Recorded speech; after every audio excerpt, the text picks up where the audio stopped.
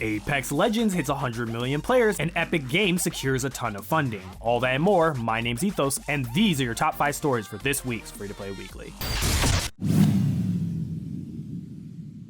Coming in at number 5, Respawn Entertainment and Electronic Arts are touting 100 million players that have dove into the world of Apex Legends. If we are to assume this means 100 million players have tried the game, then it is in fact an impressive milestone, although it's one that should have come a little bit sooner considering the game's phenomenal start. On March 4th, 2019, 1 month after launch, it boasted about having 50 million players, so it took the game 1 month to get its first 50 million and then 2 years for it to get a next 50 million.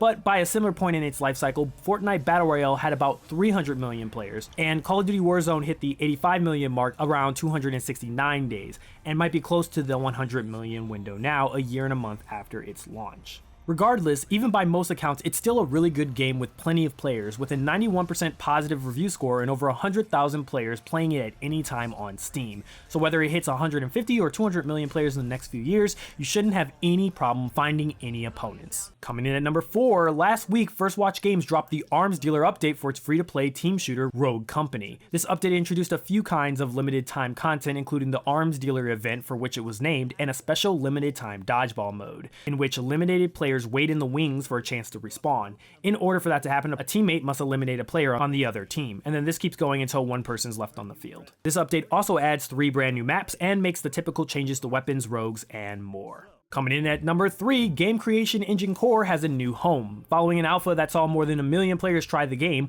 Core is now in early access exclusively on the Epic Game Store, offering 20,000 free games on its platform, with hundreds of more being developed daily. For a limited time, players on the Epic Game Store can obtain exclusive heroes and mounts either by creating a new account on the store or by linking in an existing Core account to the Epic Game Store. By forging an alliance with Epic, Core is pushing up hard against what most would have perceived as its primary competitor in the game creation field, Roblox. Manacore Games is certainly looking to snag some of the sweet Fortnite audience, which makes the deal a little curious given Epic's desire for Fortnite to emulate some of that community-based gameplay as Roblox.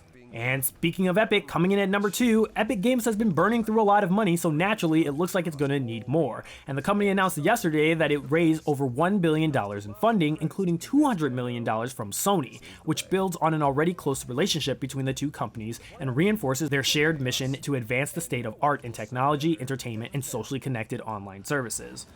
Epic CEO Tim Sweeney, who remains the controlling shareholder of the company, said that the investment will help accelerate their work around building connected social experiences in Fortnite, Rocket League, and Fall Guys, while empowering game developers and creators with Unreal Engine, Epic's online services, and the Epic Game Store.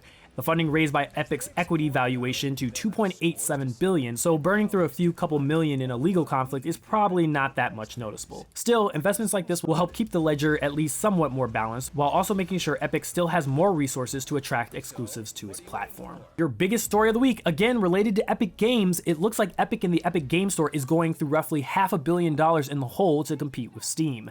Eurogame is reporting that documents filed in court last week indicated that Epic committed $444 million in the minimum guarantees for games released on the EGS in 2020 alone. In other words, that means the minimum it's willing to pay to its developers to bring it to the platform regardless of whether the game sells there. Eurogamer cited about $11.3 million was handed out to Remedy Entertainment for Control. Combine those guarantees with a 12% cut for revenue for games as opposed to the 30% by its competitor Steam, and it's totally understandable why many developers would choose Epic over Valve. While Epic and Apple are sparring over the exact figures, Epic itself admits that it will lose a further $139 million in 2021. Apple predicts that EGS will remain unprofitable until at least 2027, while Epic counters that claim of 2023. So how is Epic keeping afloat? It also has a main thing that is incredibly profitable for the last several years. In other words, Fortnite. So it's likely that Epic can keep this trend going for a while, assuming that Fortnite stays strong, which is far from a guarantee in today's crowded battle royale market, but for so far, it's been doing a damn good job at it. Now, the biggest question you might be wondering is why. So if you don't know, Amazon actually isn't profitable, and it hasn't been for every year of its existence, and that's an intentional strategy. The plan, it would seem, is to acquire a large enough portion of market share by undercutting competitors until Amazon is effectively the only game in town. Now, that's probably Epic's long-term plan too, and while it doesn't have quite deep pockets as Amazon does, it should be able to sustain losses for a few more years before having to shift into profit mode. It will need to have snagged enough Steam customers to do so, no guarantee, free, and if it does, what will happen to those free games in generous 12 to 88 revenue shares? Well, only Tim Sweeney knows the answer to that, but we'll know probably sometime in the next 5 years.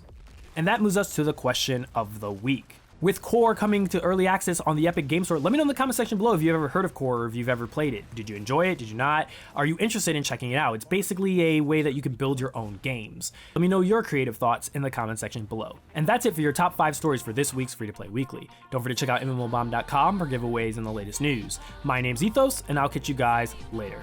Peace out, everyone.